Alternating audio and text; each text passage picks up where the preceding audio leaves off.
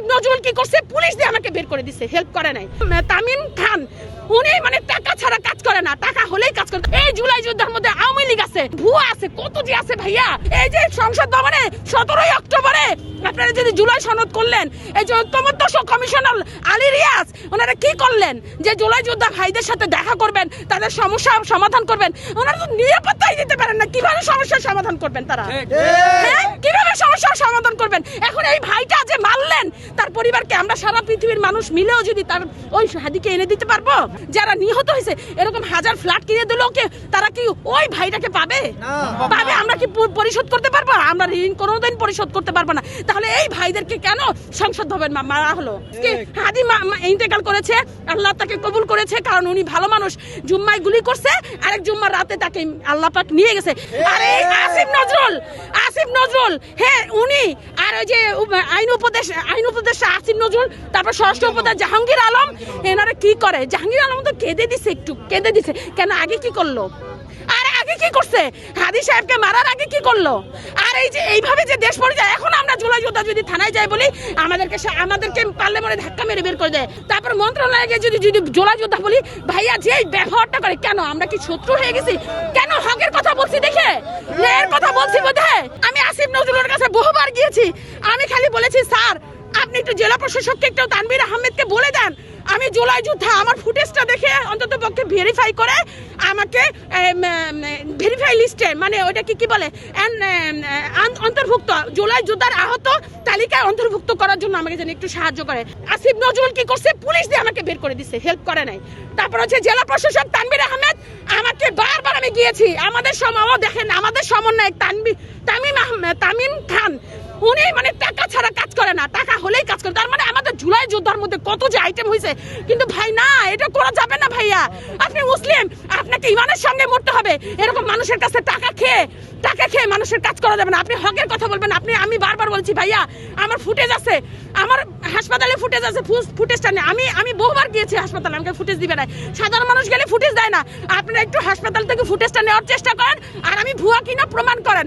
আমার একটা ভাই এখনো জুলাই যোদ্ধা, এখানে স্প্রিন্টারে বুলেট আছে, কিন্তু ভাইয়া তার স্প্রিন্টার বুলেটটা আমি উঠাইতে দিই নাই, কারণ আমি বলেছি ভাইয়া আপনি উঠাই যদি ফেলেন তাহলে বলবে কি আমরা ভুয়া, আপনি একটু সাহায্য করেন। কিন্তু তামিমও সাহায্য করেন, জেলা প্রশাসককে সাহায্য করে নাই। তারপর আমাকে জেলা প্রশাসক আমাকে বের করে দেয়। তার 15 দিন পরে 16 নভেম্বর তাকে বদলি করে তাকে আবার জনপ্রশাসন মন্ত্রণালয়ে ওনাকে কি জয়েন্ট সেক্রেটারি পদে আবার রাখা হয়। মানে ফ্যাসিস্টকে সরানো হয়েছে কিন্তু অন্য পদে। কিন্তু ওই জেলা প্রশাসক যে পিতামাতার মতন জেলার মানুষকে সাহায্য করবে, সেই যোগ্যতা আল্লাহ পাকে রাখে নাই। আমাকে বের করে দিছে। আমি খালি আল্লাহর কাছে বিচার দিছি, আল্লাহ আপনি তো দেখছেন চোখে আমি কি মানুষের উপকার করেছি, কিভাবে 300 জনের বেশি মানুষকে। আমার ফুটেজ দেখলে ভাই আপনার পাগল হয়ে যাবেন। সরকার যদি আমার ফুটেজ দেখতো, আমাকে অ্যাওয়ার্ড দিত, যেভাবে মানুষকে আমি বাঁচাইছি, হেল্প করছি ভাইয়া, টাকা দিয়ে, মানে কি বলবো, অ্যাম্বুলেন্স ভাড়া করে, এইটা সেটা অনেক কিছু ভাইয়া। ওই ফুটেজ দেখলে বলবেন, নাহলে বুঝতে পারবেন না। তারপর আমি বলেছি 15 দিনের মাথায় আল্লাহ পাক তাকে সরাই দিছে গেল। তারপর আমি তামিমকে বলছি 28 সেপ্টেম্বর আমার ভেরিফাই হয়েছে। ভেরিফাইয়ের পরে আমি ভেরিফাইড হয়েছে, আমার কাপড় খুলে আমি দেখাইছি, পাও দেখাইছি, মেডিকেল বোর্ড সব কিছু কমপ্লিট করছে। কারণ তামিম খান সমন্বয়ক, এই সমন্বয়ক যদি শেখ হাসিনাকে বের করে দিতে পারে, বের করে, তাহলে আমি তো কিছুই না। এই যে কি বলে যে সিভিল সার্জন তামিম খানের কথা শুনে ভাইয়া আমাকে বাদ দিয়ে দিছে। দেখেন আমি তারপর আসিফ নজরুলের কাছে, তারপর আসিফ নজরুল কি করলো, আমাকে পুলিশ দিয়ে বের করে দিল। এটা কেমন কথা? এই বৈষম্য দূর করার জন্য কিন্তু আমরা আন্দোলন করেছিলাম, এই বৈষম্য কিন্তু শেষ হয় না ভাইয়া। এখন আমাদের কথা হচ্ছে ভাইয়া একটাই কথা, যে ভাই আমরা সবাই এক থাকবো দেশের জন্য, জাতির জন্য, আমাদের ভূখণ্ড রক্ষার জন্য। ইভেন হচ্ছে আমরা মুসলিম। আরেকটা কথা, এইটাই সবচেয়ে বড় কথা, যে আমরা পৃথিবীর কোনো আইন আদালতে ভয় দিয়ে আমরা ভালো হইতে পারবো না, যতক্ষণ পর্যন্ত আল্লাহর ভয় আমাদের ভিতরে না থাকবে।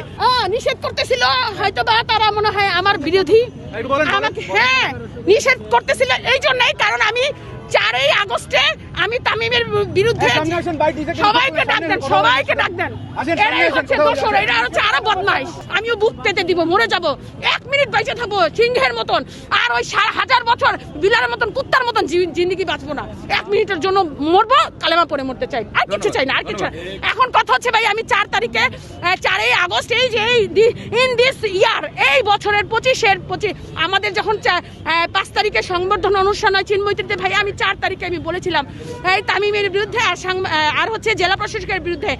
এই প্রত্যেকটা ভাই আমার কথাগুলি লিখেছে, শুনেছিল এবং এইভাবে আপনাদের করেছিল। কিন্তু ওই তামিমের কিছু দল ওইখানে ছিল দোসর, দেখছেন না সাবেক দুইজন জুলাই যোদ্ধা মারামারি করছে, এগুলি হচ্ছে ভুয়া দেখে ভাইয়া আমার কাছ থেকে এই মাইকটা টেনে ছিঁড়ে নিয়ে গেছে। আমি তো জানি এখনো ফ্যাসিস্টের দোসর আছে ভাইয়া, এই জুলাই যোদ্ধার মধ্যে আওয়ামী লীগ আছে, ভুয়া আছে, কত যে আছে ভাইয়া, কারণ ওই যে টাকা দিয়ে করছে। আর ওই দেখেন এরকম ভুয়া দুর্নীতিবাজ যে সমন্বয়ক আছে তাদের পকেটে এখন কোটি টাকা চলে গেছে ভাইয়া। আমি হক কথা বলবো, হকের জন্য আসছি, হকের কথা বলেই এই আমাদের হাদি সাহেব, আমি কিন্তু হাদির মতন এক ধরনের বনি, কারণ উনি আমার দেশে, আমার হচ্ছে বাকেরগঞ্জ থানায় আমার দাদু বাড়ি, থানা হচ্ছে বাকেরগঞ্জ আর জেলা হচ্ছে বরিশাল আর নলুয়া হচ্ছে আমার গ্রাম। আর এই হাদিস সাহেব হচ্ছে নর্থ সিটি ভাইয়া। তার মানে ওইভাবে হিসাব করলে ওনার রক্ত কিন্তু আমার শরীরে আছে, আমিও বরিশালের মেয়ে। উনি ভালো মানুষ যেরকম, আমিও ইনশাল্লাহ ওনার মতন আমিও আল্লাহ ছাড়া দুনিয়ার কাউরে ভয় পাই না, আল্লাহর কোনো মাকলুকে ভয় পাই না, ভয় পাই শুধু আল্লাহকে। 1 মিনিটের জন্য বাঁচবো সিংহের মতন, বিলারের মতন বাঁচতে চাই না। ব্যাস একটা কথা এই যে বলতে চাচ্ছি, দেয় নাই কেন আপনারা ভালো সাংবাদিক, এই জন্য ওনার কথা আমাকে শোনাই দিচ্ছেন। আর যারা ওর মতন ওই যে কিছু সাংবাদিকের টাকা দিলে না, ওদের কথাই বলেন। ওই 4 আগস্টে এরকম হয়েছিল ভাইয়া, এই জন্য আমারটা পৌঁছাইতে পারি না।